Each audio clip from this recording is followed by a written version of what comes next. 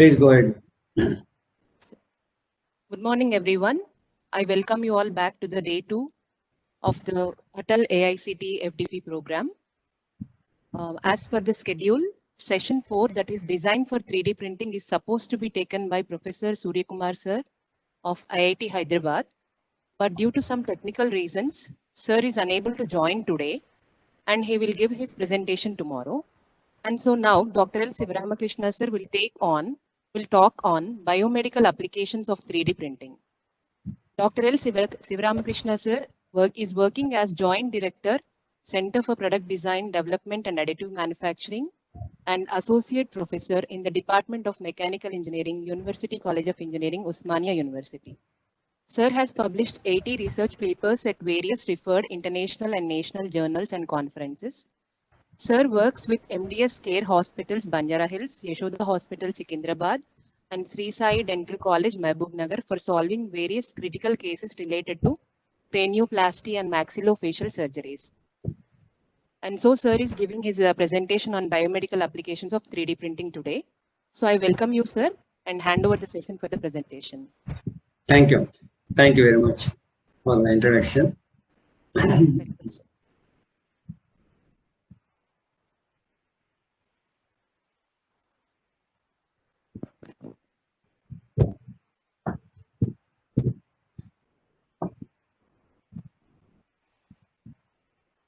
So good morning to all of you.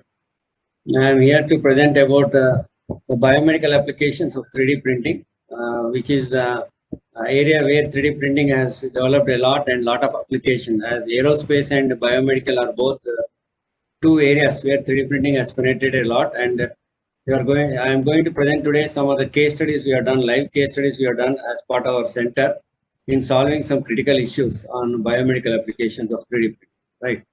So I hope we'll be proceeding with the session. Still, I think few people have to join again. Still, we don't have time. We have to proceed with our presentations. Otherwise, we've been problem. We're not having time.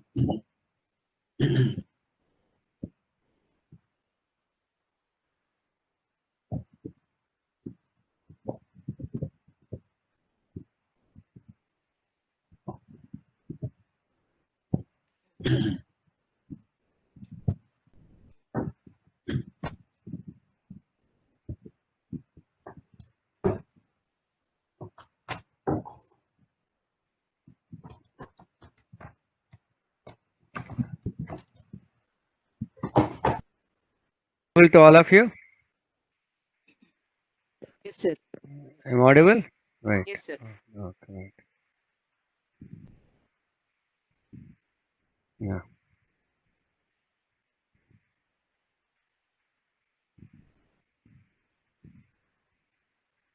Is my screen visible now? Yes, sir. Visible, sir.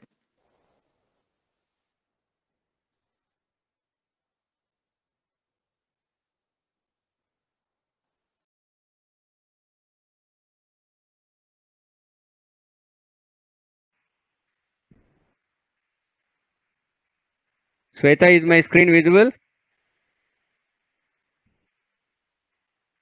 Yeah. Is my voice audible? Is my voice audible? Yes. Okay. Thank you. So I am proceeding now on biomedical applications of 3D printing. So let us see on the screen. You are having an application of head injury that is called cranioplasty. Sir, your volume is very low, sir. It's not audible now. Volume is very low. Okay.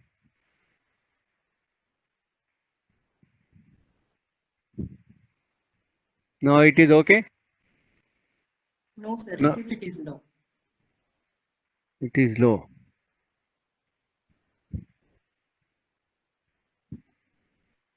Now is it okay? Hello? Is Sir, voice? yes, sir. It is okay, sir. Yes, sir. Yeah, right. Okay, right. So now what you are seeing on the screen is a skull which is got injury on the head. This is called the left parietal region of the skull. So where you got an injury, this kind of operation is called a cranioplasty operation. So you have to, as an engineer, you have to work with the doctor and develop an implant for it, how to fix it. Similarly, you can see on the middle side, you are able to see a particular fracture on the face, mid face region. This region is called orbital volume. So where the fracture happens here, and there is a displacement of the eye here. This is called orbital volume. So because of some accident, this part of the bone has broken. This is called zygomatic region. So this amount of eyeball gets displaced. So there is a vision impairment for the patient. Similarly, the right side you are seeing a spine. So spine injuries are now becoming common for most of the people. So you have to help doctors in solving such case.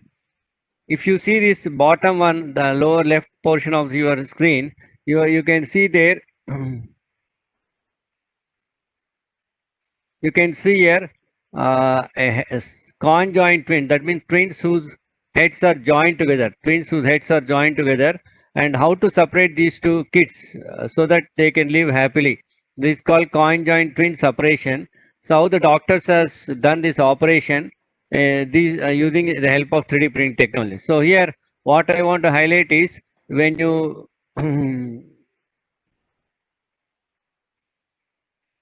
when you try to work with a doctor as an engineer, you both join hands, you are going to solve such wonderful cases and help the humanity. That is how you are going to help doctors. This what you call a synergetic effect of a doctor engineer working together for the betterment of the society. So you can solve such a very critical cases. So that's the meaning of why I am putting these two people, so that you can find that because I love MPC, I became an engineer, he loved BPC, became a doctor, but both of them now can join hands in solving this problem of 3D printing of critical injuries to the patients with the help of 3D printing technology. Let us see how you can do it with 3D printing application. Before that, let us see how the basic process, how you build the models, everything, let us understand here.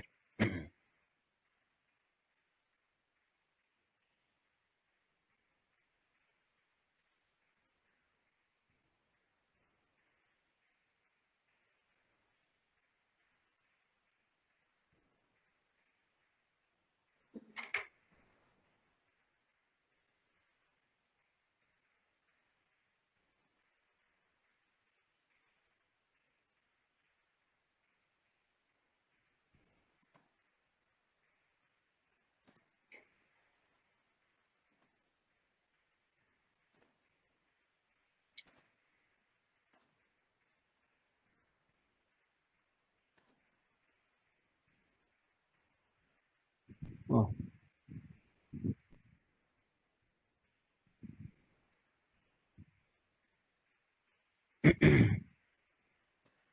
One minute.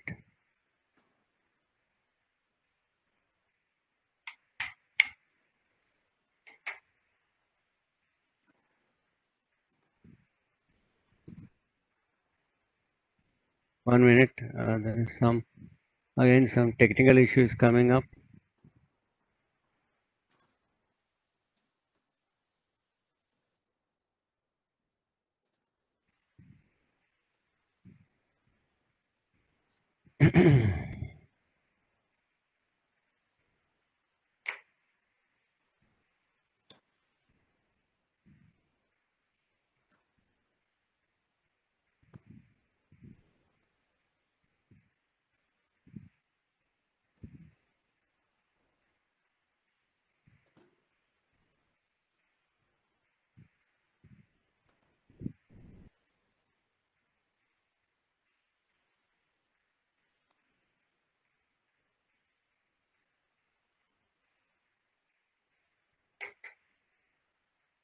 Just 1 minute. I don't know what happening today.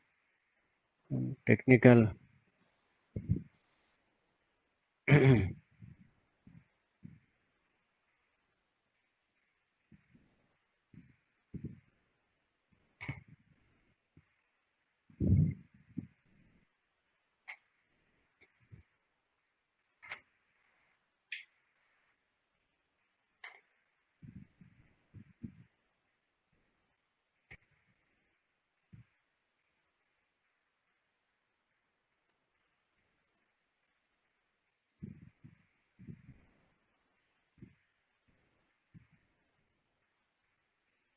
I think there is some technical problem here.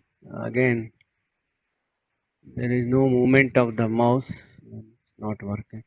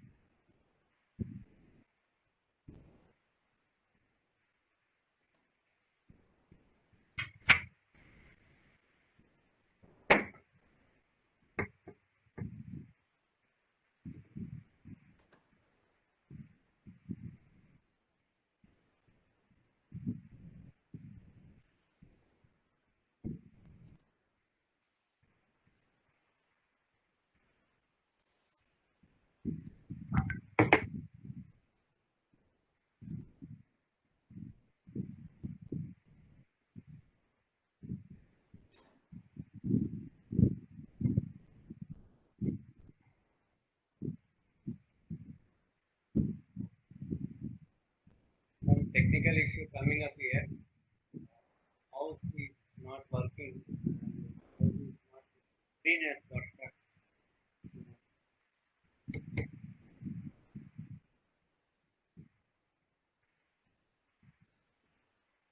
No, it's working. Okay. That's all. Yeah. Now let us see here. I hope you are able to see now. So, Yes, sir. yeah, right. So we are going to discuss on this orbital volume analysis in midfacial fractures using 3D printing, and then we are going to see cranioplasty surgery, facial asymmetry, facial reconstruction, surgical guide to assisted endodontic treatment, 3D printed prototype model of lumbar spine, and conjoint twins operation. I am going to present on functional finger prosthesis. So as I said, when both of them join hands, you can bridge the gap, and you can bridge the gap, and you can as well as solve this issue of faced by the patient, right?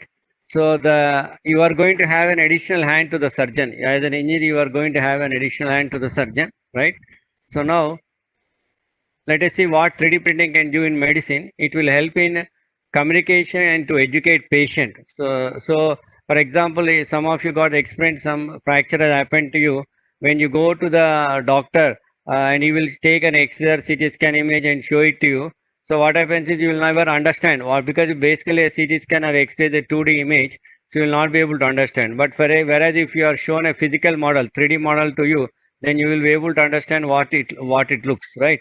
So this is what you see here, to educate the patient, to diagnose and surgical planning. So before you perform the operation, you can plan the surgery, and not only plan the surgery, you can do simulation. You can, on the mock-up models, you can do simulation of the surgery. You can practice on the models.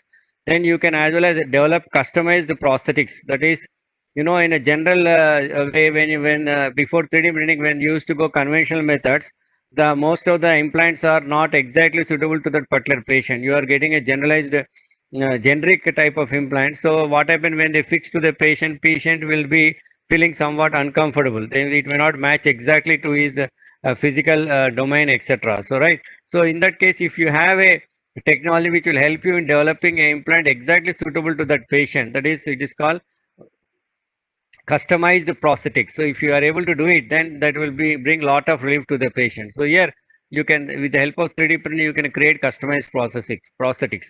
And as well as you can develop more accurate implants, because you are able to develop it exactly to that patient requirement. The implant that you develop also will be very accurate.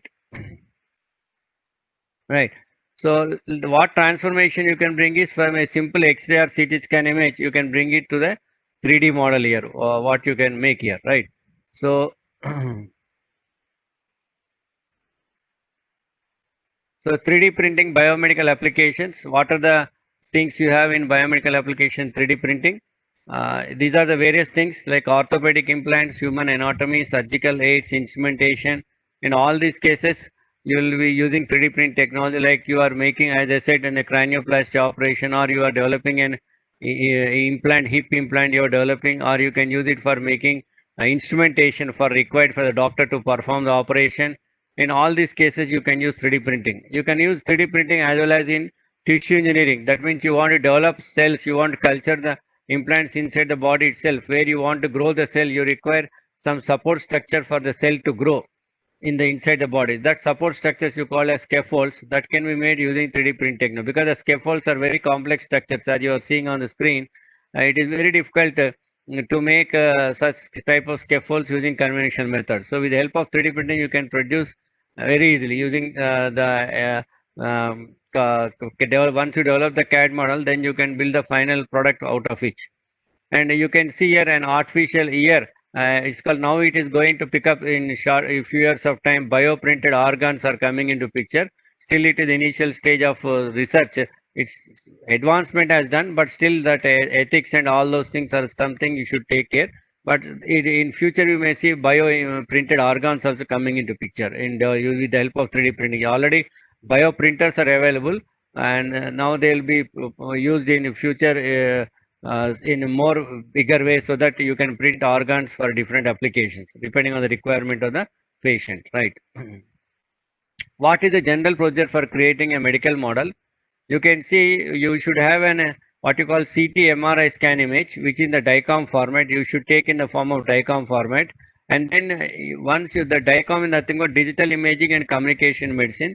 Once you take that, capture that image, then you can import into a software called Mimix or 3D Doctor, where you can process that image. You can process the image, because basically when you take a CT MRI scan, it will be in a gray color. So you should be able to identify what is your exact requirement. So that portion only you should capture from that CT scan data. So that image processing is done using either image processing software like Mimix or 3D Doctor or Invisalign, etc. Once you do it, then you have to build a CAD model as usual. Then once you build the CAD model, then you have to convert into STL file, what you have done the regular conventional way. Once you develop the STL file, remove all those errors, etc., then you will be sending to the 3D printer. From 3D printer, you get the part build out. So once you get the part, then you do post processing. Then you finally deliver the biomedical model to the your patients, right? These are the various steps involved in creating medical models for using 3D printing technology, right? So let us see what is the role of each person when you do this work. So first is you have to do data acquisition. For data acquisition, that is the CT scan image, you require input as a patient and use an instrument like tomography. And here the persons who are operating that instrument may be a radiologist or a surgeon. So with their help, once you get the data, that CT scan image, you get it. Then from there, you have to develop a CAD model out of it. So that means you have developed the 3D CAD model, virtual model reconstruction, you do it, for which you will use a dedicated software like Mimix or 3D Doctor, Invisalign, all those things you can use. And here, the people who work in this area is this computer graphic expert and surgeon. So you are as a mechanical engineer, you are good in this CAD modeling, etc. You will work along with the surgeon. So you can see everywhere surgeon is there, because finally, whatever the work you do in biomedical application should be validated by the surgeon. Once you get this one, the 3D CAD model, then you have to convert it into STL file. From there, using a stereolithography apparatus, 3D printer or an FDM or any other thing, you produce the final prototyping model you produce. There again, you require expertise of a 3D printing expert, and they work with the surgeon in making this. So once you get the 3D printed model, physical model, you get it, then that has to be validated, whether the model is correct or not. That is done by the surgeon here. So validation will be done here. So if it is okay, you go for virtual surgical procedure simulation. So that means, otherwise, if it is not correct, then again you go and do the process repetitively until you get the required thing. So this is very important step in the biomedical modeling. So validation by the surgeon is important. What are the model you develop? Once we do it, then for example, you found that some error is there, then you have to go back to your 3D CAD model. Then you have to plan that one, edit that what are the suggestions given by the doctor. Again, the role of computer graphic expert will come and the surgeon will be there. Once it is done, then virtual surgical planning, then validating virtual surgical planning has to be done. This is again done by the surgeon. Finally, the remaining steps like relevant measures and RP model relevant measurements, in all these cases, the surgeon will be there. So Now, as I told in the beginning, first slide, your role in helping the doctor is very crucial. You can see in important stages of his operation, you are going and helping him out. So in developing the CAD model, as well as in developing the 3D physical model, and in validating the 3D physical model also, whenever some suggestions come from the doctor, again you have to reiterate and rebuild the new model. So this how we are going to help the doctor in biomedical applications of 3D printing, right? I hope you got the concept now, right? So let us see what are the steps involved in building this 3D model. So this is very important. As I said in the yesterday class also, developing the CAD model is very important in 3D print technology, right? Because the CAD model is not correct, the final product will be also a failure. So here, how you develop the CAD model. The important step in CAD model development is once you import the data in CT scan, MRI scan data, then you get this in the form of using an image processing software like Mimix or Invisalign or 3D Doctor. You get this thing on your screen. So this is this thing is like it's in our engineering also we see front view, side view, top view, and finally you see, for example, any CAD package also you can see this. You get front view, top view, side view, and here you get the three-dimensional view, 3D view, right? Isometric you get here. Here also in this year also, what you do is once you get this data, CT scan data, raw CT scan data from the patient, you have to find out what is your region of interest. That means, for example, I am taking CT scan. Here is the failure of my fracture happened here. So when I try to capture this image, how the fracture happened, along with my region of interest, I'll get other portion also in the CT scan, right? So when I get the other portion, what happens? I have to remove that.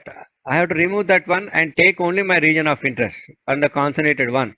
So that means here there is one concept called thresholding. So what is thresholding is, it is the first action performed to create a segmentation mask on a set of digital images. So you got here a set of digital images. So what you do is, each image has got some kind of brightness, as that's called pixel value, right? So for example, you take bone, and here at the top of the bone you have the skin. When I am taking CT scan image, in the image I'll get skin as well as the bone inside it. So naturally bone has got more threshold value, because when you take the image, bone will appear brighter than the other thing, right? So the image pixel that you require is only bone. So you select that value so that other skin portion gets disappeared from the image. So you will get exactly what you require. So threshold of image intensity is set manually at a specific value or automatically set up by an application. Pixels below that set threshold value are converted into black, that is bit value of 0. And pixels above the threshold value are converted to white. That means my threshold value, if I put between 100 and 200, let us say, then I'll get only that portion of the body which is related to the threshold value. Other portion of the body gets removed. That is called segmentation.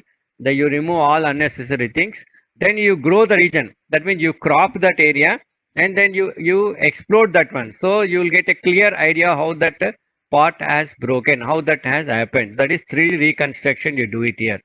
So the basic step, most important step when you build a CAD model is selecting the threshold value from the CT scan image. So you should be very clear what is your region of interest. Accordingly, you have to select the threshold value and develop the CAD model out of it. Grow that particular area and develop the CAD model out of it. So here, as you can see, I have imported my DICOM file, which is in the CT scan image, and I have put this DICOM file inside my software. I may be using Invisalign software, etc. Once I do it now, this is what I am telling. On the screen, you will get like this. Once import it, you get 3 regions. These 3 regions are called, the left one is called axial, sagittal, and coronal. What is this axial? For example, if a human person is shown here, the coronal region is nothing but what you call the front view. This is the front view you get here. And the sagittal region is nothing but the side view, what you can see from the side. And this axial is nothing but the top view. This is like when you compare it with our engineering applications, we say front view, top view, side view. In medical terminology, they call it as axial, sagittal, and coronal. So you get these 3 things here on the screen once you import it, and then you select the what you call the threshold value. For example, I'm concentrating on bone. I hope you are seeing on the screen the bright regions. This is bone. So because I have selected, the threshold value is somewhere between 226 to 3071. Is this visible? Is this visible to all of you? Yes, sir. Yeah, right. So now once I select this value, automatically this region will be visible to me on my screen, right? So this is my region of interest. This is my region of interest. So selection of region of interest is very important. Once you do it, then you have to, this is what I have selected, 2263071 for my application. Once I do it, then I am going to crop that area. This is my region. I want to make this portion, a mandible portion, as my interested region. So I'll crop this region. Then I'll select this, right? So automatically I'll get this portion of that highlighted, and you get the 3D model out of this one. So this is a very crucial step in developing the CAD model. Here, as a computer graphic expert, you will be helping a doctor. This is not known to doctor, but nowadays even doctors know how to use 3D doctor invoices, etc. But still, no, they depend on us. They are not good in, for example, they can develop up to this. But later now you want to develop the implant, etc. Then you have to do some CAD operations, etc. That you can, I am going to show you now how as an engineer, you are going to use your domain AutoCAD or CAD commands and develop that actual implant. That's where your expertise comes into picture, and you will be helping the doctor in solving this critical case. Right. So once you get this, no, you select export, then you convert into STL file. Then you go as usual to your regular CAD modeling. So up to this is very important. So here your software like Mimix is very highly professional software, but very costly.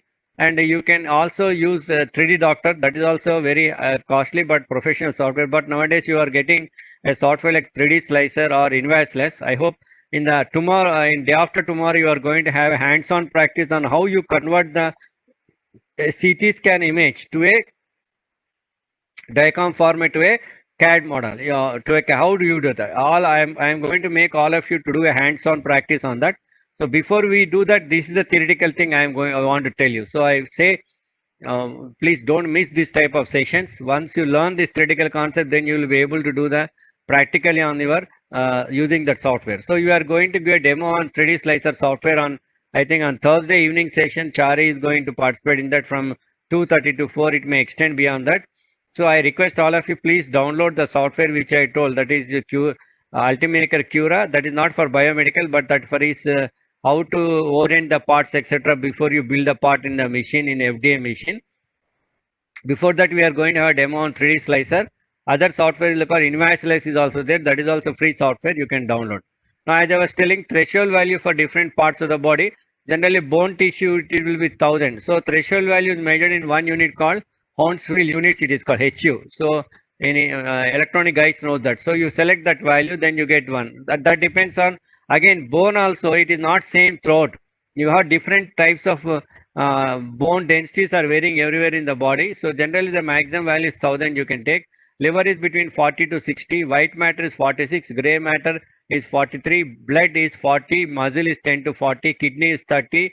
And cerebrospinal fluid, your fluid that flows to your spinal cord, that is 15. Water is 0. Fat is minus 50 to minus 100. Air is minus 1024. So right. So when you try to tell to the when the doctor writes on the prescription CT scan of so and so part, immediately the radiologist person knows what value you have to set when you take the CT scan image.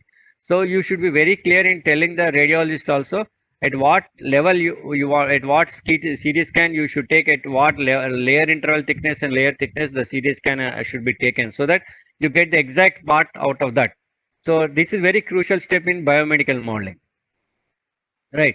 And what are the type of biocompatible metal that you are using are stainless steel, titanium, polymethyl methacrylate, PEEK, polyether, ether ketone. These are some of the popular biomedical biocompatible materials that are used in 3D printing technology. Or in other conventional technology also, you are using these type of biocompatible materials. Biocompatible means they will not create any when they are put into your body, that is not going to create any kind of infection to your body. So they are compatible with it. They may be inert, so inert to all the other chemical reactions that are taken to your body, and it will not create any on its own. It will not create any damage to the body. This is very important one, right? So it comes under materials, etc. Of course, that is a different angle altogether. So we can discuss that later, right? So let us see how we applied this concept in solving this first case I am presenting is orbital volume in midfacial fractures using 3D printing, which we published in a Springer journal. It's the work of student Shivadarshan and as well as Venkatesh and myself, all of them was worked together in solving this case. What you are seeing on the screen is you are seeing the face. This is called midfacial region of your face, right? So on the you can see on the left side from when I'm viewing it is for me it is left, but if you see from the other side it is right side. You can see the right side of the eye. Here there is some fracture happened here. So this because of this fracture, the eye got displaced for this patient. So now you have to again perform the operation, restore the eye to its original normal position. You can see the right side. Sorry, this is the left side from that side. So you can see this type of here. You can see there is no fracture at all. This is called contralateral stride. You call it as there is no fracture. So when I want to perform this operation, what I have to do is I have to measure the distance between the unfractured side.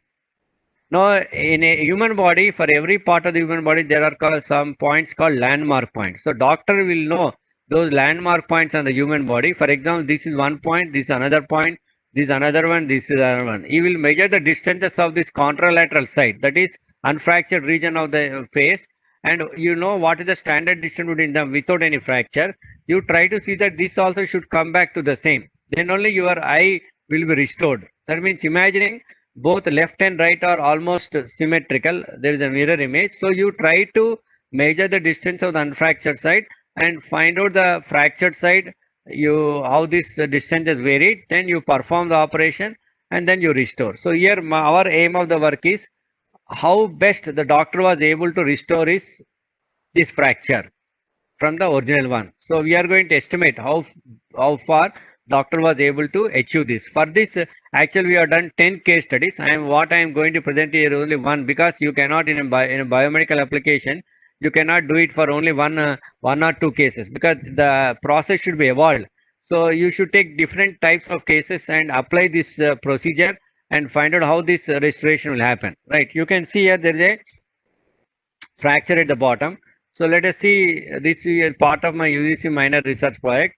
So how this fracture happens is basically it may be sport. For example, the boxing, the person hits you, this will fracture. So this is the very what you call fragile region of your face.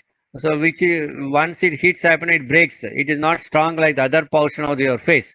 Similarly, some kind of accidents or like this type of accidents or some kind of dharna or some kind of violence, etc. happen. So this type of fractures will happen here. So this is the mid-face region. I was telling this is the mid-face region. Our area is now how this displacement happened in the mid-face region. So some biological terms are coming up to you. So as an engineer, you should be also knowing these things. So once you start working with the doctor, you'll understand this. Even though we did not like the BiPC, we became an engineer, but still now when you start working with a doctor, you should also have the minimum background of this terminology that comes in the picture, right?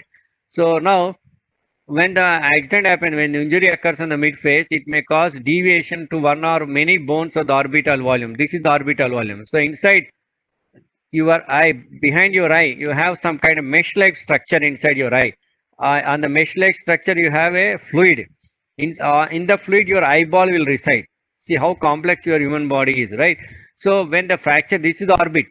When the this is the supporting structure inside your skull. So on which your human, this fluid will be sitting inside which your eye will be there.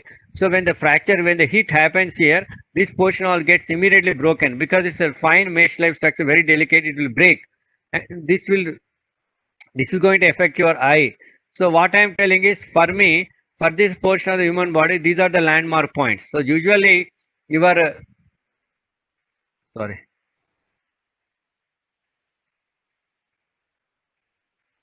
For me, you can see the normal eye, it will be 30 millimeters. So 30 millimeters, of which eye occupies 6.5 ml. For normal eye, there is no fracture, this will be 30 millimeters. But of which eye occupies 6.5 ml of your space inside this orbital volume. These are my landmark points like supraorbital foramen, infraorbital foramen, and what you call medial orbit and zygomatico-frontal suture. So you are going to measure the distance between these landmark points and find out what is that for the contralateral side, that is unfractured side, and after fracture, how is the deviation happened. Then after fracture, after operation, again after 3 months of the operation, you are going to again measure the distance between the landmark points and estimate what is the amount of volume that you got. So then you compare this one to the previous one, that is fractured before operation, fractured after operation. Then you find out what is the amount of restoration you have done from the original fracture, right? So that's what you can see here. Is our aim of the work. So for this work, we have considered 20-year-old male patient and we taken help of SVS Medical College, Mahunar, Dr. Abhinandan. Tomorrow is a speaker for us in our FDP. He's a very versatile doctor, very good, well versed in 3D printing technology. In fact, we both of us worked for several cases, and from our center, myself and Venkatesh, we all worked with Abhinandan doctor, and we solved several such critical cases. So you can see here, this is how the patient injury happened to the eye. Here you can see this kind of injury. So now we have asked doctor to, this is how the procedure we followed, taken a CT scan image from the SVS Medical College. We using a medical imaging software developed the CAD model. Then we 3D printed the skull using FDM 3D printer. Then we estimated the orbital volume of 3D printed skull and 3D CAD model. So what you can see here is the CT scan image we have collected from the hospital, and we have taken the form of DICOM format. Once you have taken, these are the various softwares we have used in this work. We use Radiant DICOM Viewer. These are all free softwares. What I am telling you, they are all free software. Invisalign 3 and this Blender, Autodesk Mesh Mixer, Flash Print, and Stratovon Maxillo. What we have done is, before 3D print technology, doctor used to process this virtually in the CAD, in a CAD software called Stratovon Maxillo, where they are able to virtually find out how much is the orbital volume before fracture, after fracture, before operation, and after fracture, after operation. So these are the 3 steps they used to do here, right? So now what we do is, first we have used DICOM Viewer, Radiant DICOM Viewer, just to know how it looks. Once we take CT scan, how it is looking, the 3D model. For that we use the DICOM Viewer and developed this model. Then it will directly give it. Then now what I have done is, we have used Invisalign 3. It's an open source software, and there are various series of steps involved in developing the 3D CAD model using Invisalign software. Let us see what you do in this case. First step. So what now I am explaining is, it is going to help you on Thursday evening when Chari is going to show all these things using a 3D slicer software. So please try to concentrating here. So I am explaining the theoretical part here. So the medical image coming from the CT scanner consists of grayscale information. First, the DICOM files are to be loaded into the DICOM browser in Invisalign software. Once you do it, then the second step, after importing the files into software, all the slices are shown in 4 windows. So as I said, this is axial, this sagittal, and a coronal. So you got all these regions. Select the midface as a region of interest and enable cropping by dragging the box of all the 3 skins. So now I cropped this region. So these 3 regions. Then what I have done, I have selected the threshold value as bone value. I have put minimum 226 to maximum 307. This is another portion of the bone. So you have selected this region, which defines the bone region. Click on create surface, will render the volume and generate a 3D model out of the DICOM image. So then you got this 3D model out of it. And export this 3D software and save it as .stl format, such that the 3D CAD model can be 3D printed. So once you have done this one, then what happens? Then you get some kind of errors. Even though you've done the 3D CAD model, there are some unwanted regions and discontinuous areas. So for removing these unwanted regions and discontinuous areas, we use the software called Blender. Again, Blender is a free open source computer graphics software used for creating animated films, visual effects, art, 3D printed models, interactive 3D application, etc. So you import it into this Blender software. Then what we have done, we go to edit mode, present at the bottom tab, and select all the continuous regions. So when in your image you get continuous region and discontinuous region, you first select all the continuous region. It will select all the linked one, that is all points belonging to the same curve it will select. Then step 3, clicking on Ctrl I, it will invert the selection. this will select all the unlinked recon. Unlinked, that means wherever there is no connectivity between the regions, that it will select. And then what it will do, click on delete to enable the deletion of discontinuous points. So whatever the discontinuous points are there, you will remove using this software. And then what happens here, deleting the unwanted areas gives a finer finish to the 3D CAD model, which helps in building a perfect 3D medical model. Now export this and save it in the .stl file.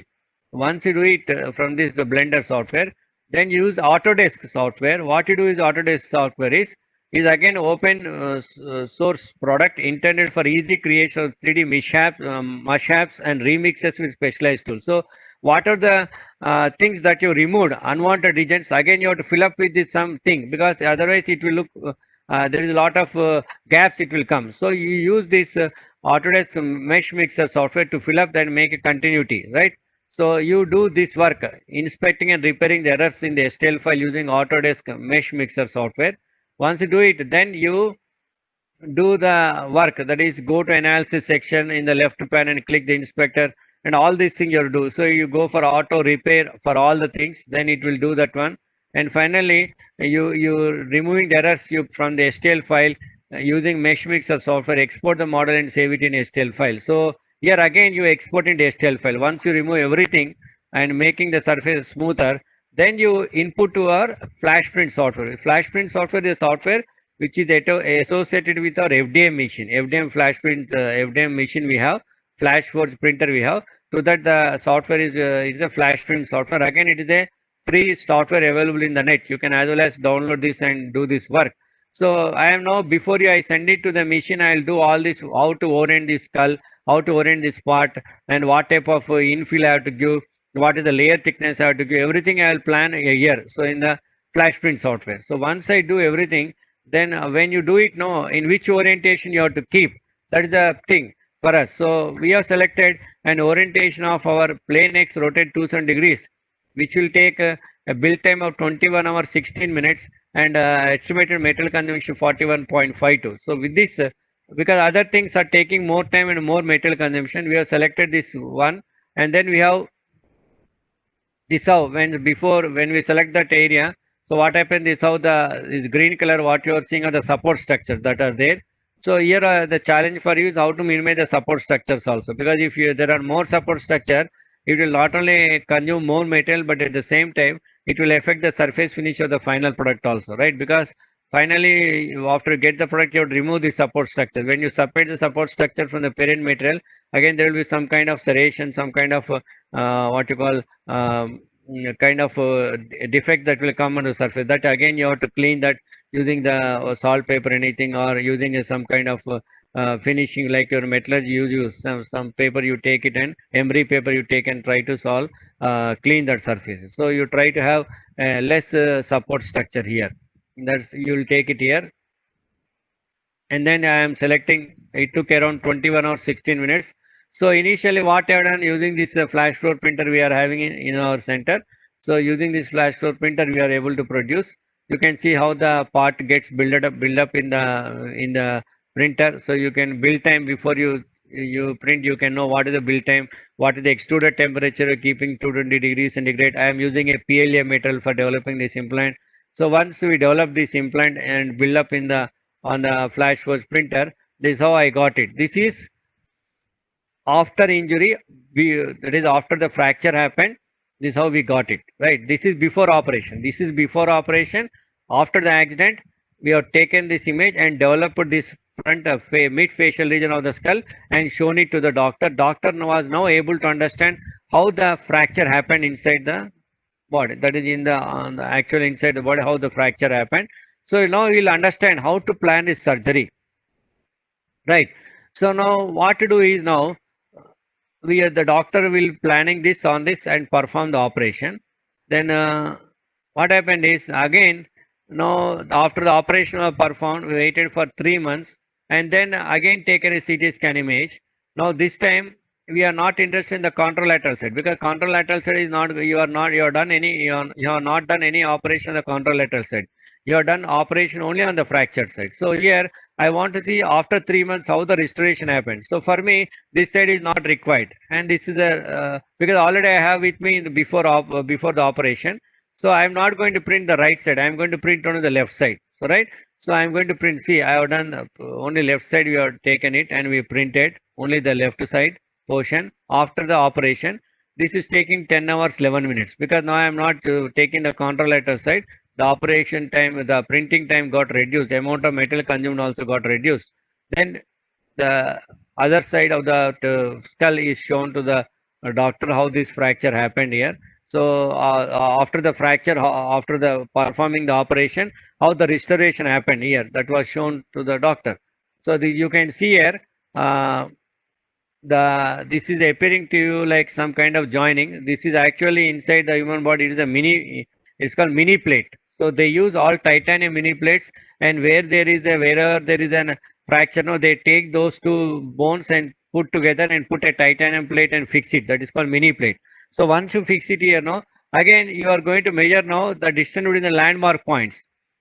After operation, your fractured skull, after operation you measured the landmark point. So now you will know how much is the restoration happened. So this is what we have done. So both things we have taken. Then again, these are the landmark points for my measurements. You measure the distance between these landmark points, and this is how I measured using a digital vernier caliper. The points are located by the doctor, because we are not a medical expert to locate the points. Then we have measured the distance of these points using the your vernier, digital vernier calipers. You can as well as do with a coordinate measuring machine. You get more accurately. So you have measured all those things in all the different points we measured, and finally, before this is what we got in a physical model. Now what we have done is, how I want to compare how 3D printing is better than the digital way of solving the same case earlier, where doctors used to do it. So they used to solve it using Maxlow Strata1 software. So where they used to follow the steps for building the model. So import the DICOM. This is a very costly software. Earlier they used to use this software, right?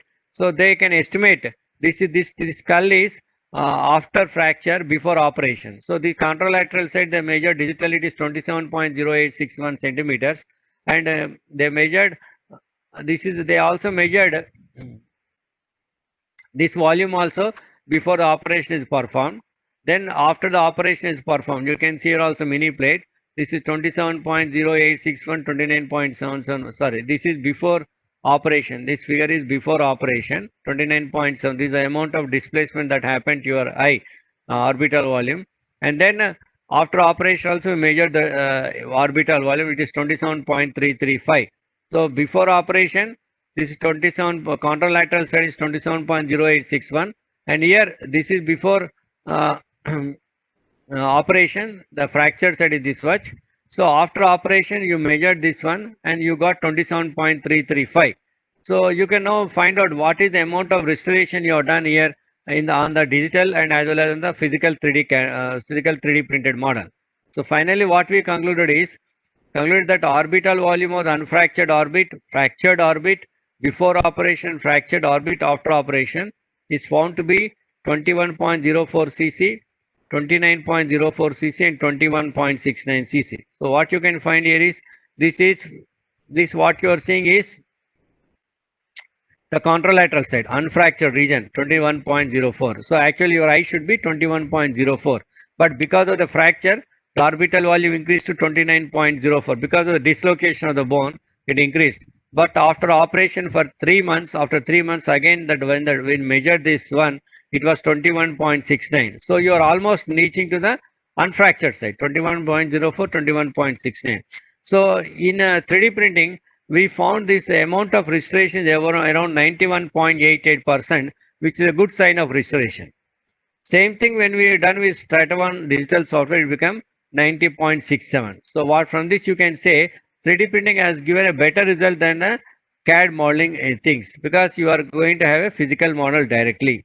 So hence 3D printed medical models can be used to evaluate the orbital volume during mid-facial fracture. So you may ask a question, sir, your input for your 3D printing is CAD model itself, then why you are telling when the CAD model is wrong, you will not get correct 3D printed part also. Definitely, the thing is locating the points on a computer is very difficult. You will not locate the point exactly on the you are virtually on the screen. But if you get a physical model, you can easily locate correctly those points. That's the difference where you find 3D printing and the your CAD model, your virtual model that you developed here using StrataOne software, right? So this what is our conclusion is 3D printed medical models can be used to evaluate the orbital volume due to mid-facial regions. So we are like this, we are done for around 10 case studies we have taken, 10 patients. So it's a very big headache. So around 3 to 4 my students worked on this one. So then we got all these cases now and we know the data, all of them, how this work. So this data when given to the doctor now, he will next plan is how to perform this surgery. You will understand with the present method of doing it, these are the problems I am facing, and now I have to improve the surgical procedure so that I can restore it better way, right? This is what you can do.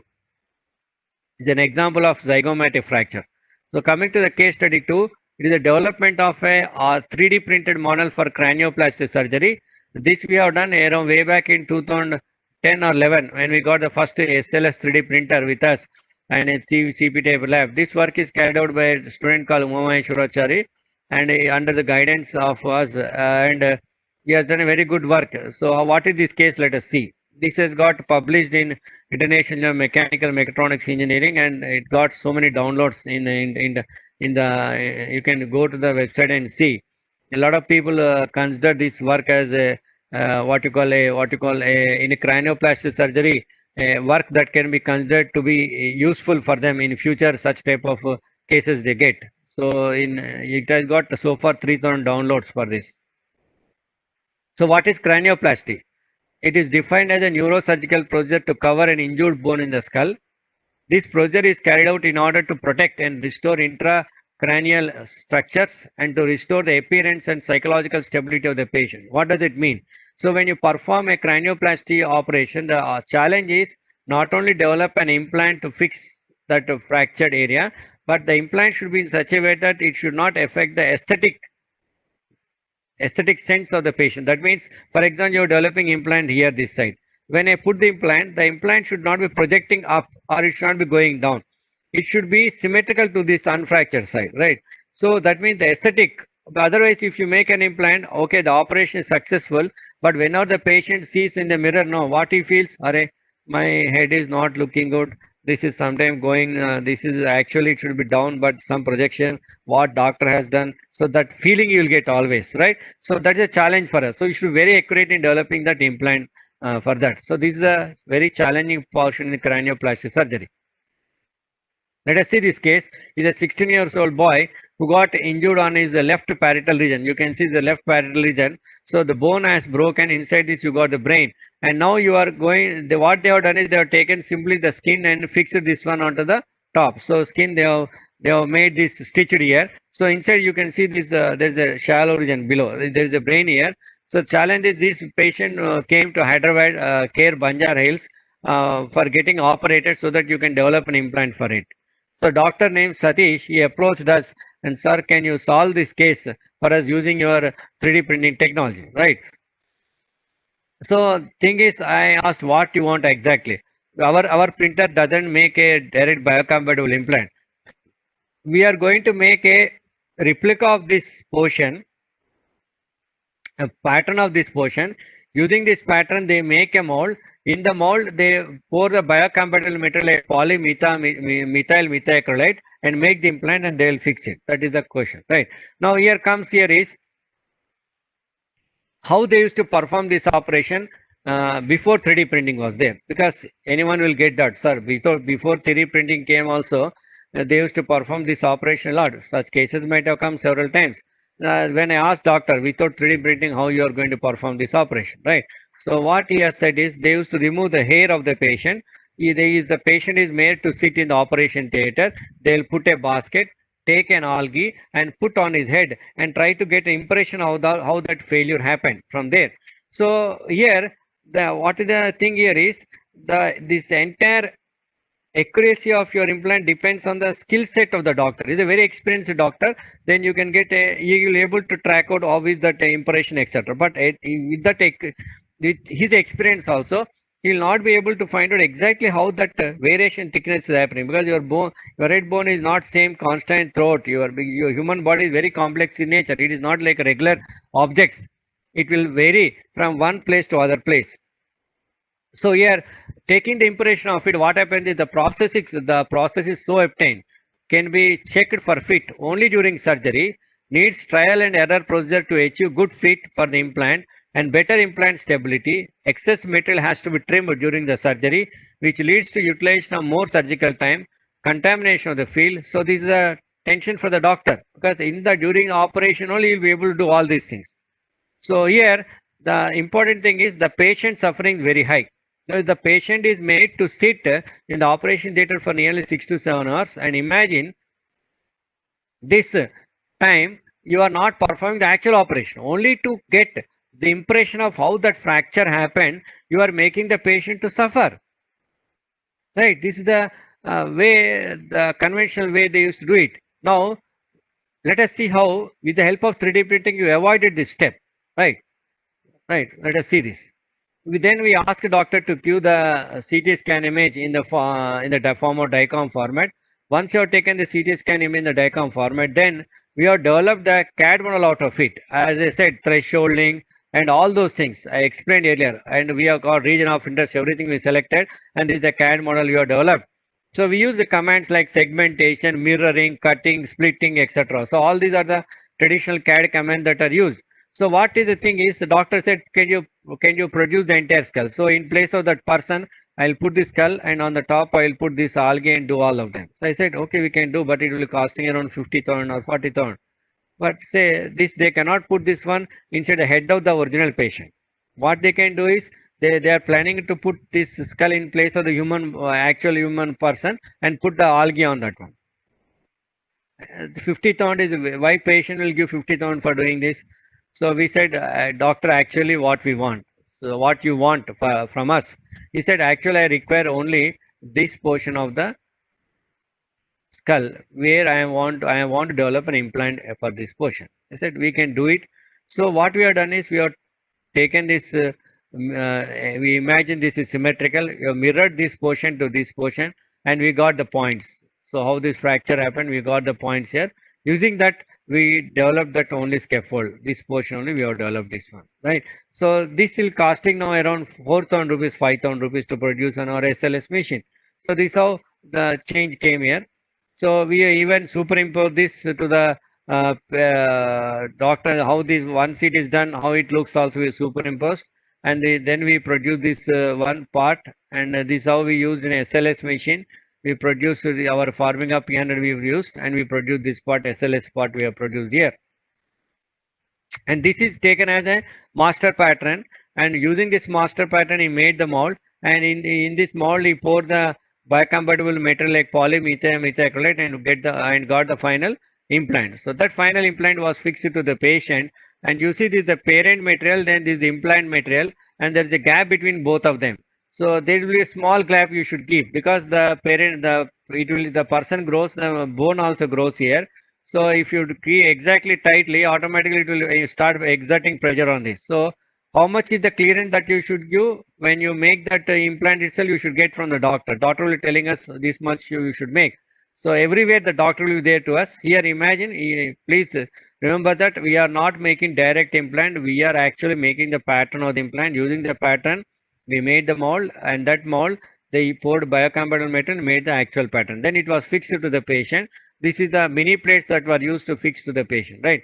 So here you can do a lot of finite element analysis or other works you can do. So a mechanical engineering domain knowledge is used for a biomedical application. The point I want to highlight is you start thinking in a different way. You have the good knowledge of graphics, good knowledge of CAD modeling, good knowledge of 3D printing, etc. Then you can use this concept for other domains where people are waiting for you to solve such critical cases. A lot of doctors require your assistance in solving these critical cases. And what is the satisfaction that you get is, this is a live project done by my MTech students. You do a very good work that has got some Meaning, that is, it will help this patient who is 16 years old boy who is suffering from this problem. You are giving life to him. That's the best achievement you can get. That is the actual project work that you can do here, right?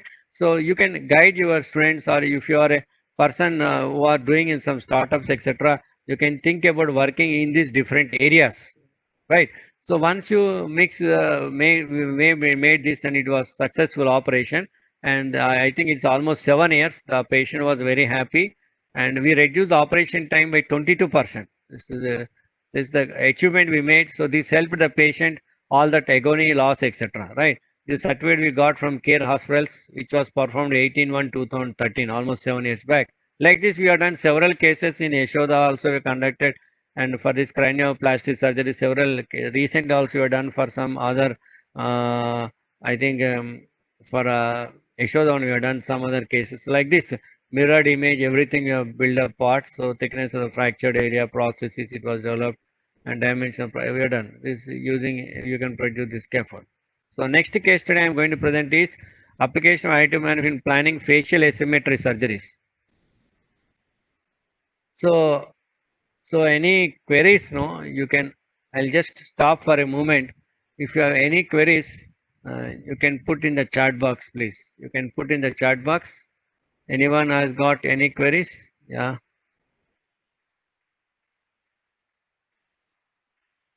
If you want to say, anyone, I am going on speaking, you may be getting bored.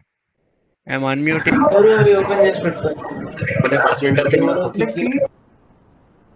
So anyone, you can raise your hand. You want to have some questions, you can ask question. Anyone?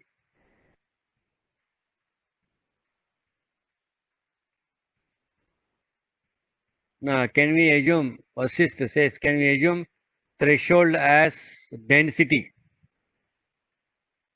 Threshold as density. It's not exact density, it's the pixel value. So which value you want, which is the region of interest.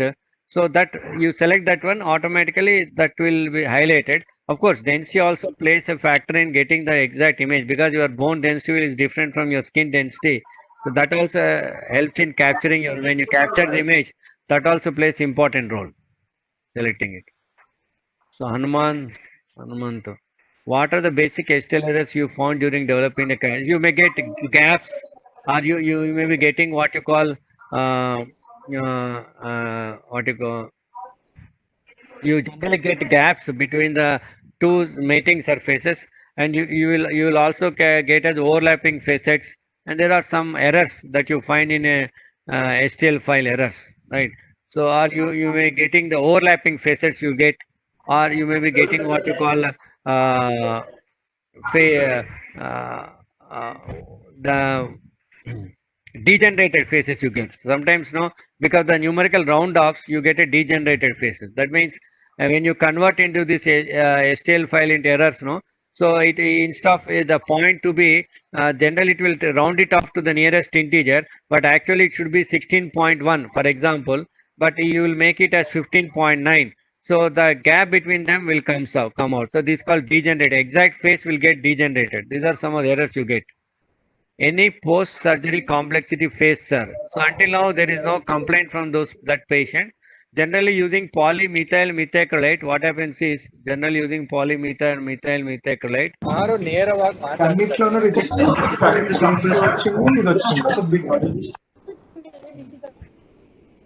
Then generally what happens is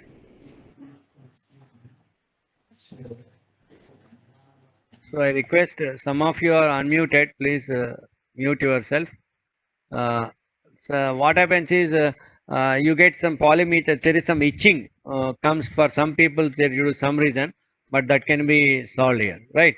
So let me continue my presentation because we are running out of time. The next presenter, Professor Venkatesh, will be waiting. So I'll answer your questions. Definitely I'll answer your question. I am with you only for the next next 4 days, so we can continue our discussion. So let us see this case of facial asymmetry. So this girl who got, you can see the lower, this mandible lower of the jaw got displaced, and she is very unhappy because whenever she sees her face on the mirror, she is not looking good. So she approached the doctor called Suresh from Sunshine Hospital, Hyderabad, to solve this case. So what is facial asymmetry? Let us first understand. For example, we see our face, each one has got left and right region. Usually in all our cases, the left region is not exactly like the right region, or the right area of your face is not similar to left side. There is small kind of asymmetry, definitely. But if the asymmetry is high, then it's noticeable.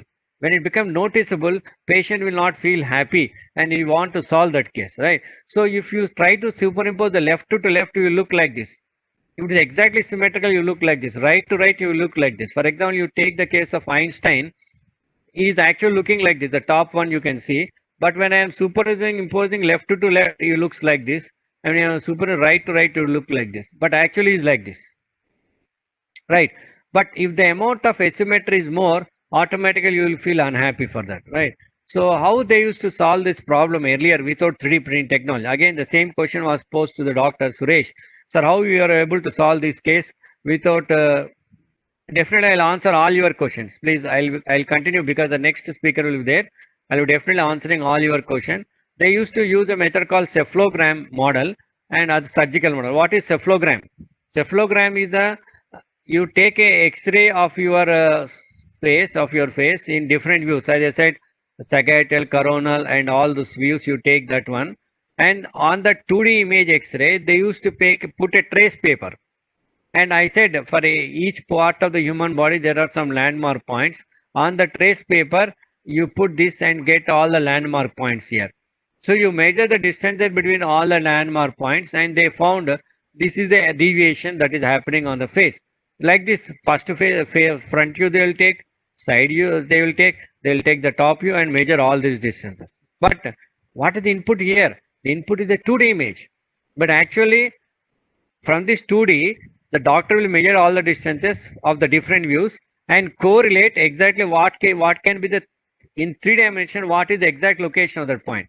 This all depends on his experience and it all depends on his imagination. So based on this image, okay, this will be the point exactly on the body at this point. Now he will plan the surgery from this 2D image in a imaginary way. Once he opens during the surgery, he may find something different because actually your human body is a 3D object that is different. So the errors will come up and doctor again at that time he has to select that and remove that one and all the things planning he will do during the operation time only. So conventional way, same operation is taking around 6 hours for him. Now with the help of 3D printing, what we have done again, we have taken the CT scan image, everything, we have developed the CAD model out of it and we imported it into the flash print software and we have before it is printed, we are done and we have produced everything. See how this, then we produce the part like this. So the 3D model was produced. So you know, the direct 3D model is with the doctor. He can from here, you can measure that how much is the deviation happened here. So see how much displacement you have to make before the operation itself.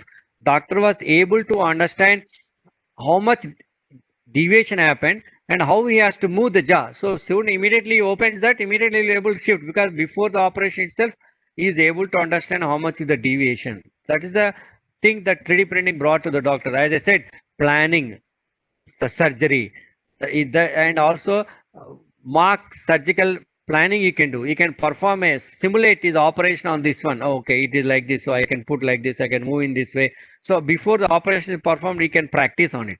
Right. So this will help him in reducing the operation time.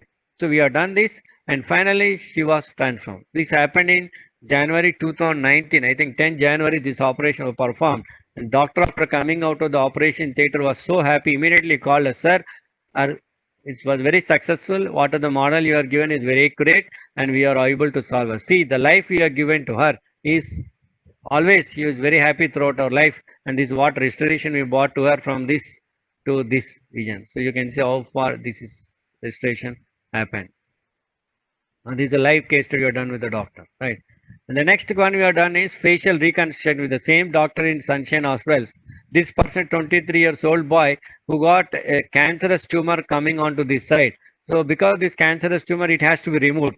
And when the cancerous tumor, what it has done, it has eaten away that portion of the jaw. So that has to be fixed with a what you call a titanium plate. They have to fix it here. So before this, what they used to do is, before 3D print technology came, they used to plan everything, and then during the operation time, they used to open it and remove this one. So this case is a case of this is my region of interest. I'll take CT scan at this area. So is a 23 years old boy came to Sunshine Hospital. Swelling gradually developed over 6 months, no associated symptoms, and the biopsy confirms amyloblastoma. It is a rare benignant or cancerous tumor of odontogenic epithelium. So these are some biomedical terms, don't get confused, right? So CT scan reveals an osteolytic lesion with both cortical plates perforating. So diagnosis amyloblastoma of left mandible. This is what they found, and we have taken again this the CT scan image of that, and we have shown to doctor how the bone was eaten away with a cancerous cell. Now doctor has to put here the titanium implant they have to put here. So what we have done is, so before what they used to do earlier, before the 3D printing was there, they used to open up this area, then take the titanium plate, and then on that during the time of operation they used to start bending the plate. So it's a very tough task for the doctor during the operation, because there is a lot of blood loss and you should be very careful everything. So now what you have done is, finally what are the implant, what are the titanium plate you put here should not affect your symmetry. So we thought that there is no cancerous cell at all in this side. So the normal side is on this side. We have built a mandible, the lower jaw we built directly, and then on this lower jaw we are going to put the titanium plate. That is our model, the 3D printed model. On this we are going to put the titanium plate and then fix it, right? So 3D printed model, mirror image to the normal side you have done, and this is the model we produced, and then this is the titanium plate that are there. We have bended that one on this, and directly this is fixed to the patient. This is how the during the operation it was fixed, and then this is the tumor that was removed, and this is the transformation we brought to him after surgery. This is what 3D printing can help to save lives, right? This is another case study we have done here. Like this, you can apply it for dental applications. I hope this tomorrow Dr. Abhinandan is going to talk a lot on dental application of 3D printing with some live interesting case studies. I say, please don't miss these sessions, because these are something very practical. You don't find all these things in any textbooks, any literatures, right? These are the live case studies which you have done. And tomorrow we are going to get two important doctors, Dr. M.V. Reddy from Sunshine Hospitals, how 3D printing is used in orthopedic operation, and next one is 3D printing for dental applications. So some of the doctors are there in these participants. You please don't miss these sessions. Very interesting sessions you will find here, right? So for root canal treatment also, we developed here what you see, root canal. Now what happened, there is infection in your teeth. Below the dentist has to drill a hole and remove that infection inside this, and then for doing this he has to drill a hole. So when drilling the hole, there should be some kind of jig like this, so that it will allow the drill to go exactly to the point and drill it and remove it. So here the aim of this work is to provide the dentist with a suitable guide which will ensure that access preparation is performed with efficiency and a majority of the tooth structure is saved, which is otherwise lost by traditional methods. So what you have done is, you have taken an X-ray 2D image. With a simple case, you go for traditional method of root canal treatment. If it's a very complex case, then you go for CBCT 3D scanning. And we imported the file into ITK Snap software, which is again a free source software. Develop the CAD model out of it, and we measured the distances using this. You can see this is how the tooth was there, and I am going to build this one. I am going to build this type of guide, so that I can put exactly the drill bit here inside this without affecting the other portion. So this one was done, designed stent on 3D model obtained from ITK Snap. Then this we produce using the technology, SLM technology, selective laser melting in Bombay. We have taken this and produced this one, and using SLM technology, this should be X-ray. You can see it's a, and so that we put on the mock-up teeth how it looks, and then is what you do root canal treatment. You put this one designed stent we put. Actually, our student Royden has done this.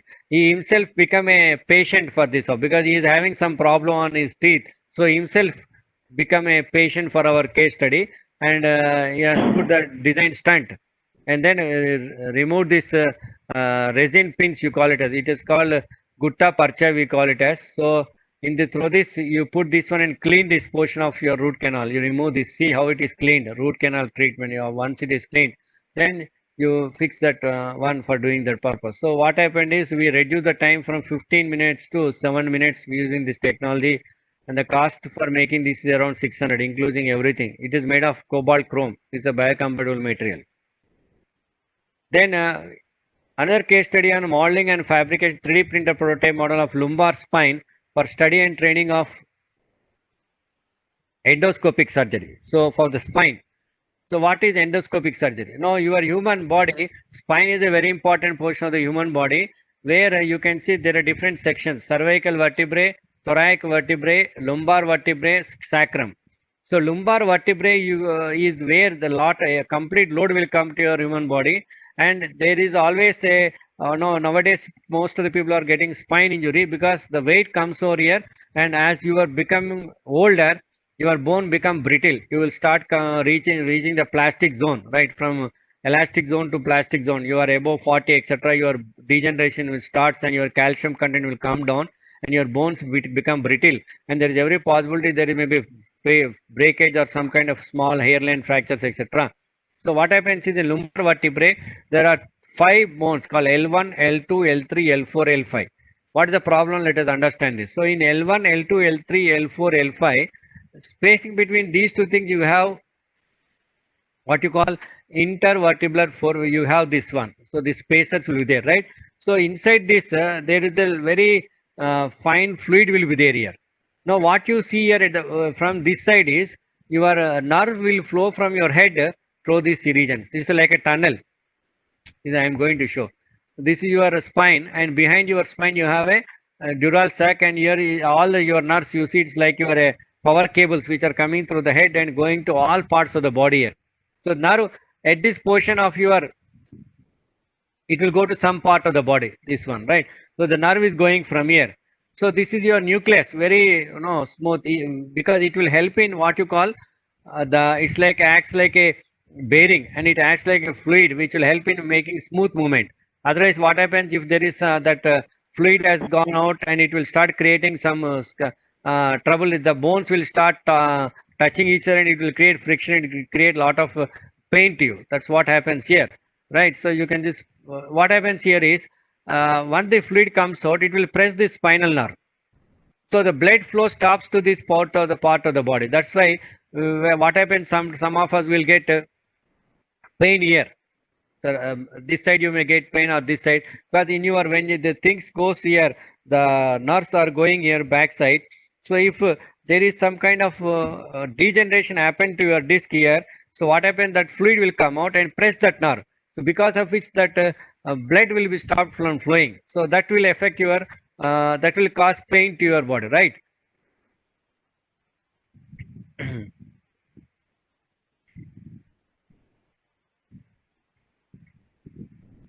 Right. So this what happens here now. This is a normal disc, degenerated disc, bulging disc you have, and herniated disc you have. Herniated means which has some degeneration happened, and this portion of your disc has broken.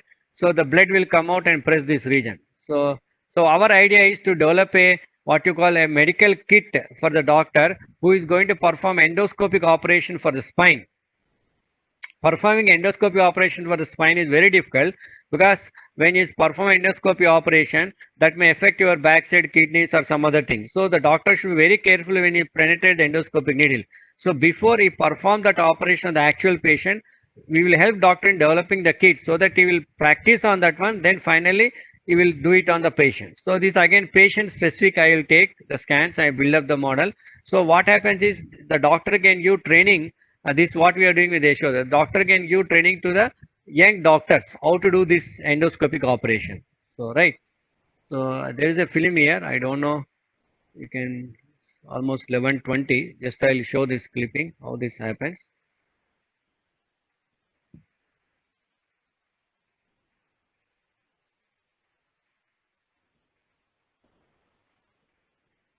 I think the volume, audio are unable to hear.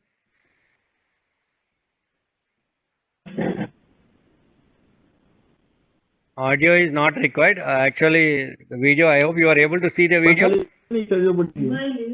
You are able to see the video. Please, some of you unmuted, please mute yourself. Hello. I request one participant, he has unmuted. Please mute yourself. Are you able to see the video? Yes, sir.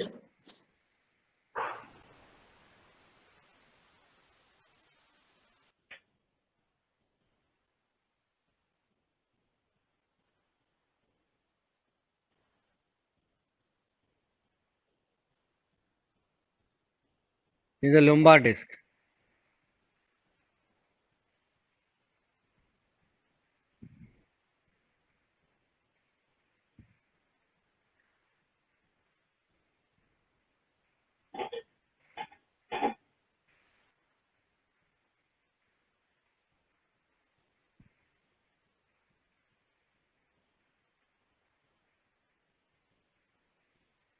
This is the intervertebral disc. This is what I said, soft material which is inside. It's a gel-like material, it is called disc. It's like works like a shock absorbing springs here. This is elastic resistance, right? So when you bend now, your nucleus will act like a ball bearing. This will act like a ball bearing. So it is how it helps. This is the facet joints.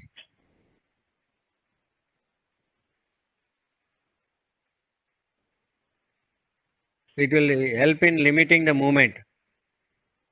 This is called cartilage. So that's again another soft material. This what if the cartilage as you are grow older, cartilage will go and the bones will start touching and you get lot of pain. So through this canal you get all nerves going from your head to the other parts of the body.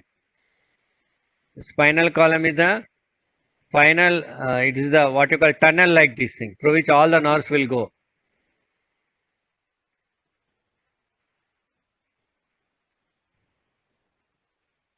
These are the nerves going to your different parts of the body.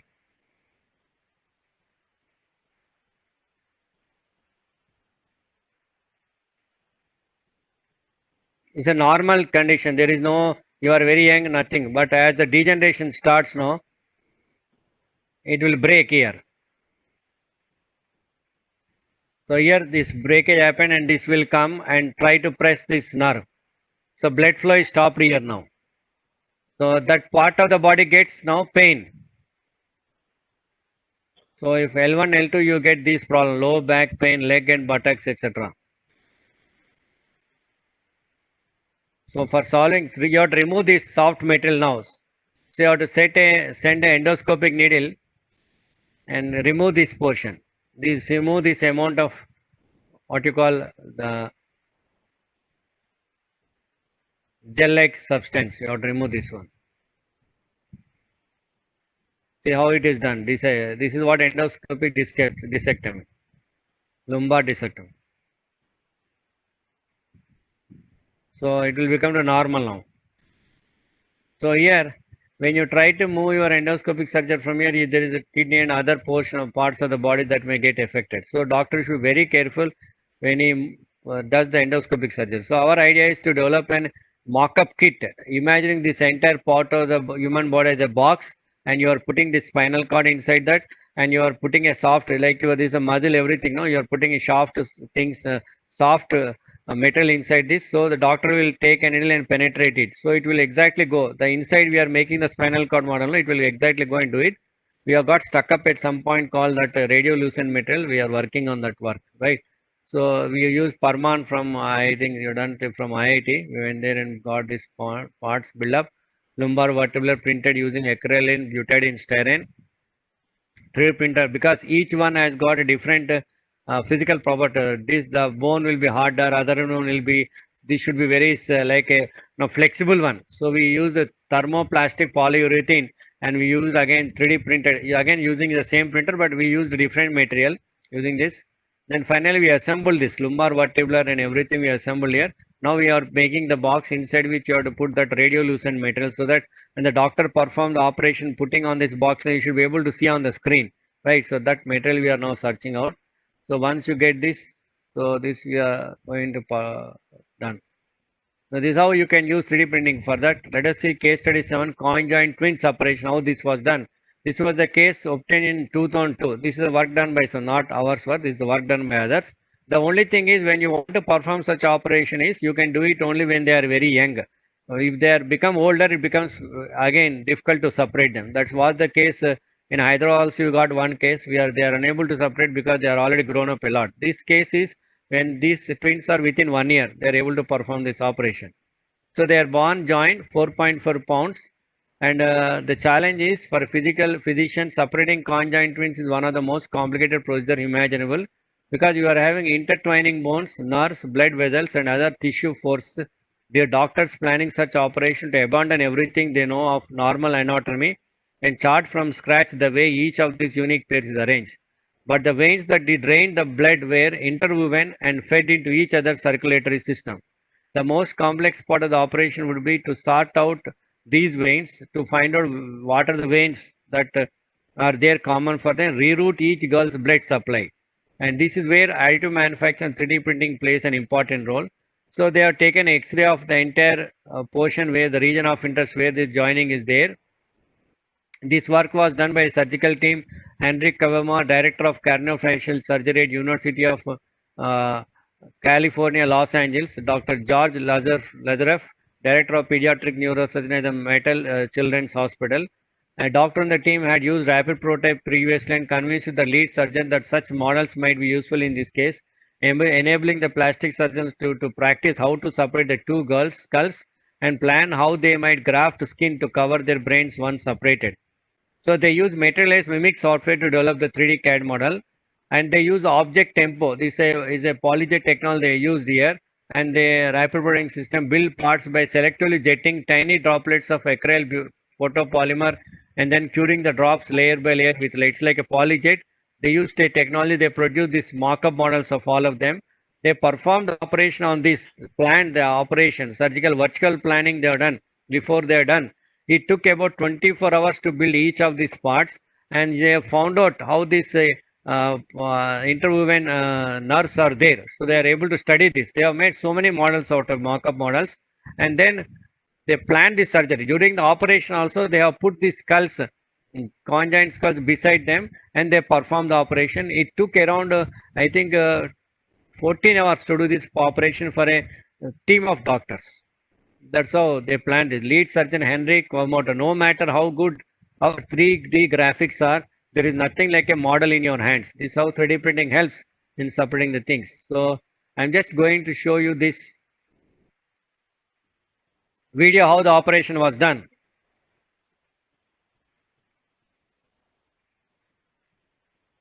I hope you are unable to hear the voice, but I am going to give the background music for you. So these are how they are born.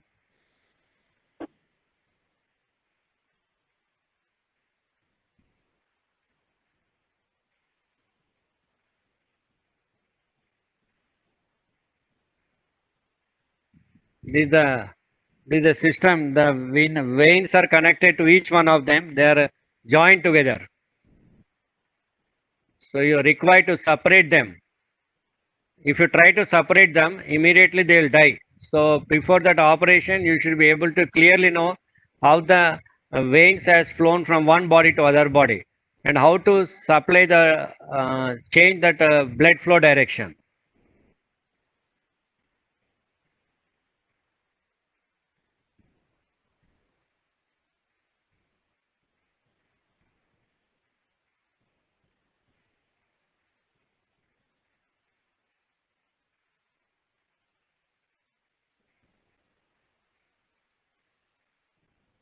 So they have taken all the CT scan, dozens of CT scan, MRI scans, and CAD models, everything. But they did not help it very much. So they went for a 3D printed model of the entire heads. With the help of 3D printed model, they are able to find out exactly how that interface of two heads is there. from the 3D printed model. As I said, when you do modeling, you can see the sagittal, coronal, and other regions. Biomedical modeling was done before the models are built.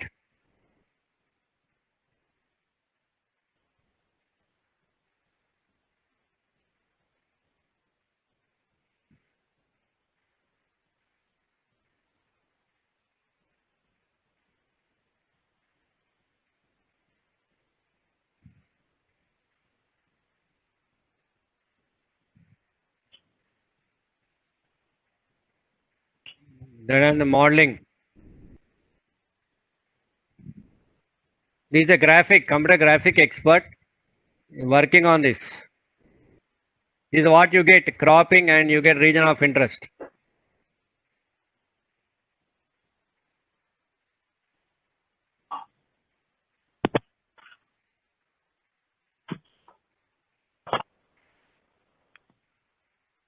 See how that two skulls are joined.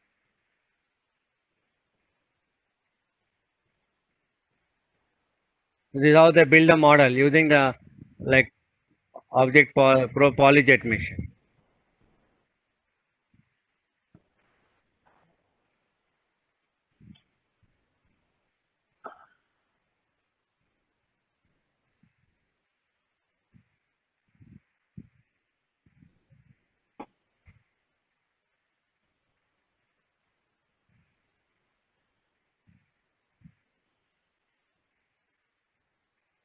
To develop the cranioplastic implants, you will work with army people who lost their eyes during war, etc.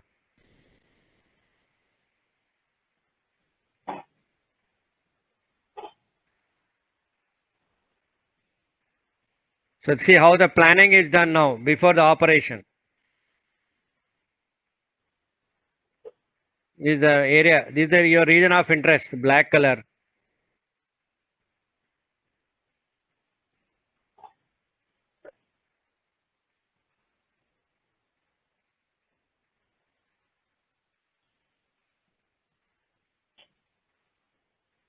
It's not that easy to cut the skin.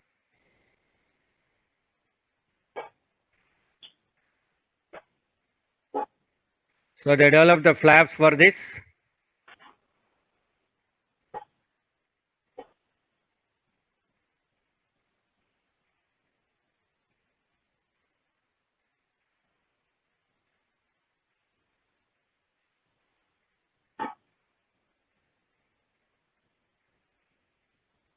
See how they are practicing before the operation.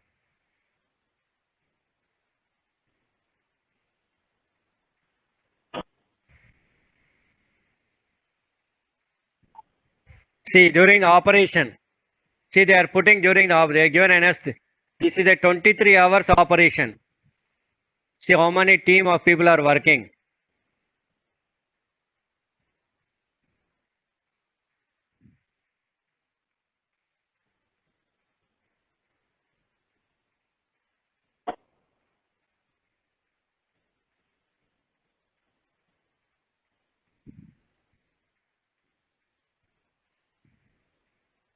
See how that actual operation happened.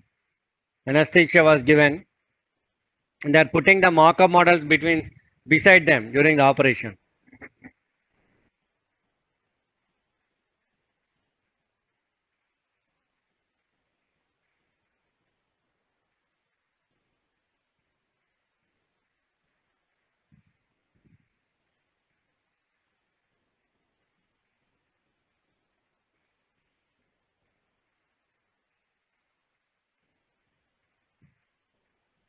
They separated.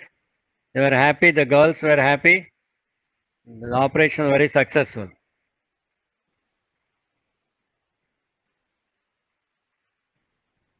See how they are happy.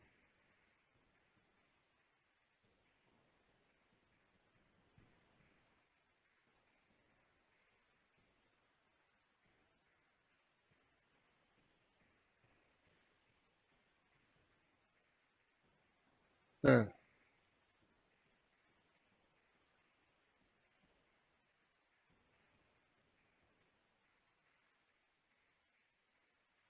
So this is how these operations were done. And prosthetics also we can made. This is one of my student, Mr. Shusha. I think Shashank. We worked on this during his BE internships. So this is the model you have here. Small fingers are amputated fingers will be there. So some people have this problem. So using 3D printing, a small project would make a what you call the fingers similar to fingers. Then we join together. Madhu and Shashank, we all worked on this and made this this various parts of the finger so that it can be joined. So this is what I have with me. I think in the morning session. I thank my director, Professor Sriram Ganesh, for the help, for the continuous support he is giving in conducting these events. Thanks to our principal, Professor Kumar sir, and head of the department, Professor Ramesh Babu, for their for always they're supporting us in carrying out this work. I thank the team of doctors who worked with us, like Mr. Satish from Care Banjar Hills, MDS Care Banjar Hills, Rajesh, neurosurgeon from Yashoda, Suresh Kumar, Abhinandan Poturi. Abhinandan Poturi is going to give tomorrow very interested. He is a very promising doctor who is very young, but done lot of research. He went training in different countries in using 3D printing for maxillofacial operations. Don't miss his presentation tomorrow, right? So these are my students. I say always I thank my students who are behind me. Without their help, we cannot do anything. Like Manavadachari, who is going to come to you and present on the Thursday. I feel proud that students also becoming better than us. They're performing. That's what the satisfaction as a faculty it gets to you. Manavadachari got a present. He has presented in Singapore, Nanyang University in a medical conference. He was called by Chua to present in that conference. His work. He worked in his PhD. He got some patent and he worked on that. And he was invited by Chua in Nanyang Technology International Conference on bioprinting to present his work. That's a proud feeling that a teacher you get. And I also thank Uma Ishwarachari Balaji. He is also one of the speaker. That's why I included my students also are doing exemplary work in 3D printing in this FDP session. They are very young. They are very good in technical knowledge. They are doing a promising work. Balaji started his own company, iForce 3D, and Karthik is done with us. Kamal, Shivadarshan, Venkat Reddy, Nikhil, Siddharth from our CPDM, and Sitadeep Dos, Jayash from CPDM. Latest another Pramod also joined with us. All these people helped us. Shashank and Anil Kumar. All of them work. This type of work cannot be done by one person. It can be done only by a team. I thank all of these people for their excellent support in carrying out research work. So thank you very much for your support. Want anything, you can contact us. You can also contact our center, CPDM. We have our own mail. So please try to use this knowledge a lot. Thank you all. If you have any questions, I am ready to help you out.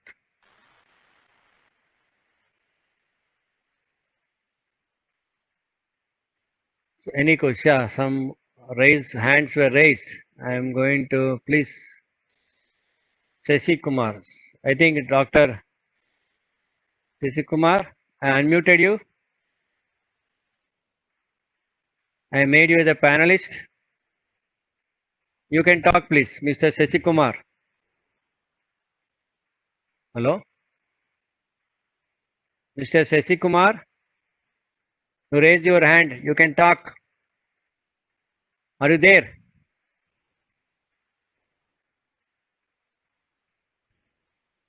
(3DP 133). You raise some question. Can you identify yourself? Are you there? Hello? I am making you as a panelist, Dr. Shashi Kumar and 3DP 133. You can switch on your video. You can talk, please. Dr. Shashi Kumar.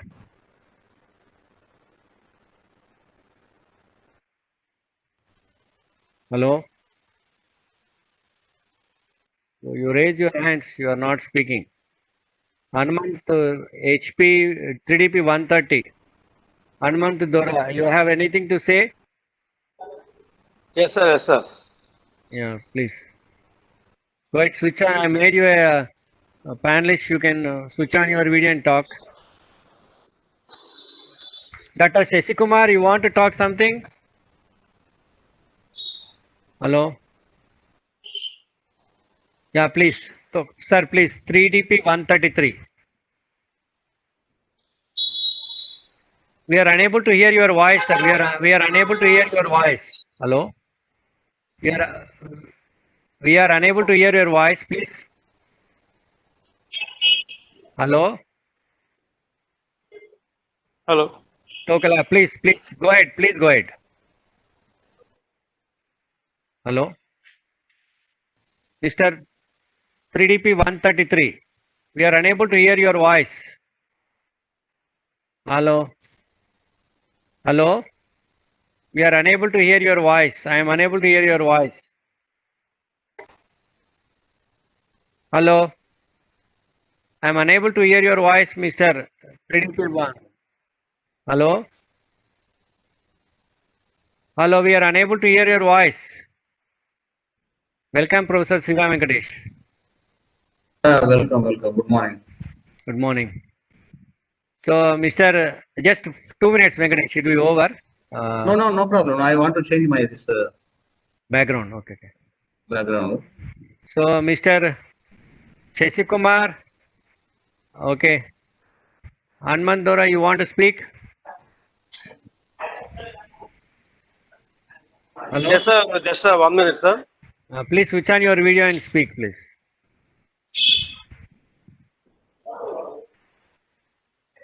Hello? Please continue.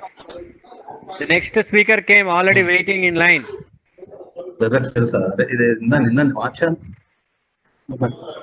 Hello. Yeah, please. Please, Mr. Hanmandara, please continue. Hello. Hello, who is this? Mr. 3DP 133, Mr. Tokal.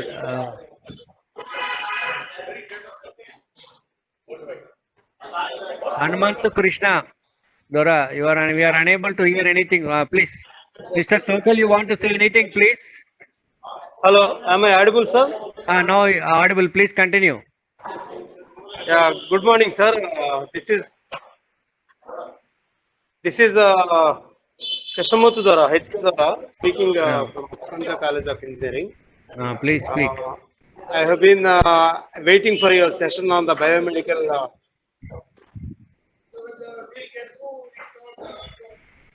Yeah, please. Go ahead, please. Yeah, I was waiting for this session, sir. My biomedical this one presentation, and I got it today. And from morning, I was listening to all the cases that you have done. And there was always a question that when we were studying engineering also, whether doctor is great or engineer is great. So today that question was answered in a different way. That neither doctor nor engineer will be great without each other's cooperation. Like today, you are making doctors great with your research and your technical knowledge. So that in the process, we are helping lot of lives and lot of people. And especially the last example, what you have given was extraordinary operation for 23 hours, something like that. They are all path-breaking technologies in the medical science as well as engineering. You are not shown. You are putting your camera.